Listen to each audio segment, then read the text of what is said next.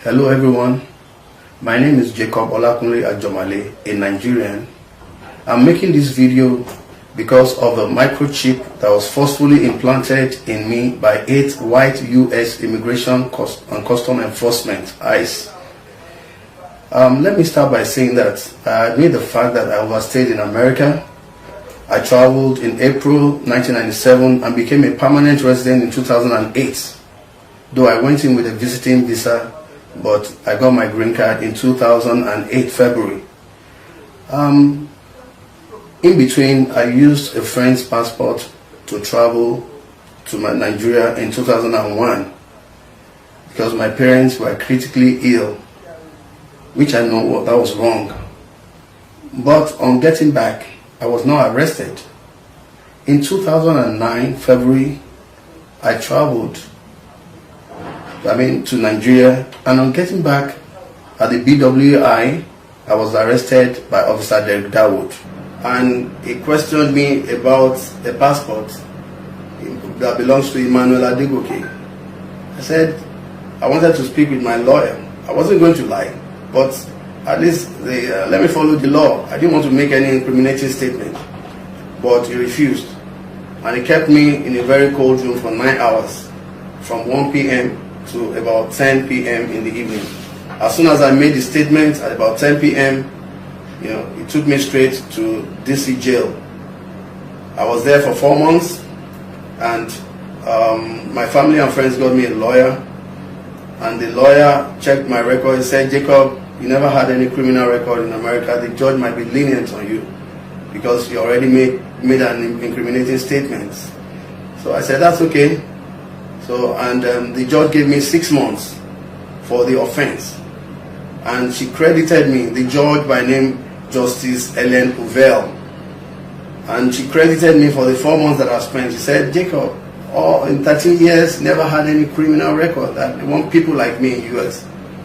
Anyway, instead of releasing me on August 5th, 2009, ICE released me on August 11th, 5 days after, which is against the law.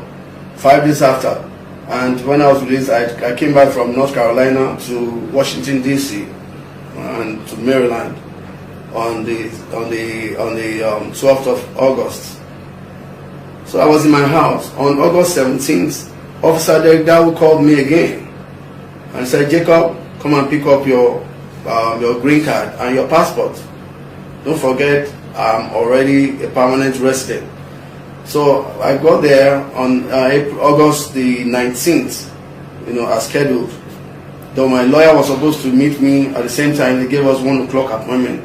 But I got there before him, and he said I should enter. As soon as I entered, I was arrested and handcuffed.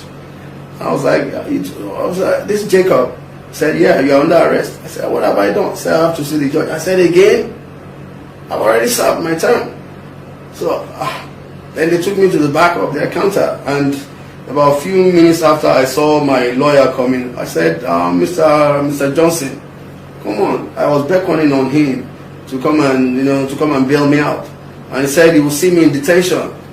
And so he left, white to white, and I was worried. What's going on? Then I looked at the officer. I asked him. I said, "What's going to happen?" He said, "I have to see the judge again." I said, "How long?" He said, "Within the next 2-3 days." I spent 1.5 years this time. And the 4th month that I was there, one officer by name William T. Malone came and he said, "Jacob, you can be released." I said, "Officer, what am I doing here?" He said, "No, it was a mistake. They made a mistake to have released me earlier, but he can release me, but it's going to cost me money." I said, "Okay." Meanwhile, I already got another lawyer. They got me another lawyer from whom, this time a Nigerian, a Yoruba lady by name Nife Akimbade. And the lady, I told her what happened, what the officer said, and she called the immigration head office, and they came to interrogate me, and they did all their investigation. So the officer was fired. As soon as the officer was fired, that was the beginning of my torture in America. So they started moving me from one detention to the other, and then on December 3rd, 2010, at Frederick Detention Center, I went for a Bible study. On coming back, I just felt something strange in my umbilical cord. And the 2 other inmates that were with me, I showed them. They said, "Oh, Jacob, this is strange." let's go and see the officers on duty. We got there, and the officers told them to step back. As soon as we were at the corridor, they just crushed me to the floor. So 2 officers I saw, suddenly I saw 6 other officers join them, and they pulled out my pants and they inserted something in my anus. I started shouting, but no one could help. Then they moved me to the suicide watch. They lied that I wanted to kill myself. And then from there to one doctor, Andrew, and then he was asking me why 2 + 2. I answered him. From there, I was moved to California. They told me, "Oh, Jacob, pack your stuff. You are going." I thought I was going back. I was coming back to Nigeria. They moved me from Maryland to San Diego in California. I was wondering what's going on. And then this time around, when I got there, I saw the point of registering, and then I saw this guy, a black American. And I told him about my ordeal. I said, "Oh shit, that's a microchip." That was when I knew that it was microchip they inserted in my body. I said that thing is just moving all around my body. And then they kept me among the mentally retarded in San Diego. They moved me away from my family, friends, and the Nigerian embassy. And then they moved me from that place to API, the private hospital, API Behavioral Center in San Diego. And I saw the doctor there, Dr. Ishmael Ishak. I said, "Doctor, I don't want any treatment. I'm not a psychiatric patient. I want to go back to my country." He said, "I will take care of me." The following day, he sent his guys. I was handcuffed, my hands and my legs, and they gave me 8 injections for 4 days, 1 in the morning, 1 in the evening for 4 days. On the 5th day, the doctor came, and I said, "Doctor, why would you force your guys on me?" Oh, I was talking at the top of my voice, and he had his entourage with him. I said, look, why would you force your... He said, Jacob, relax. He's following instruction. I said, "How will you follow instruction? Are you supposed to follow instruction or your profession? You went through the 4 walls of university just like I did." So, the others were wondering what's going on. So the doctor said, "What do you want?" I said, "I want to go back to Nigeria." And then 2 days after, he said I should pack my stuff, that I was going back to Nigeria. I was very happy. I came on voluntary deportation. And then at the airport, they tried to bypass the scanner and all that. We got to Ghana, and from Ghana, they refused to show my boarding pass. The lady was asking them, said it got lost in the plane, and she left. The guy said, "Please, on my honor." So we passed through Ghana's port without the passport. I, as a passenger.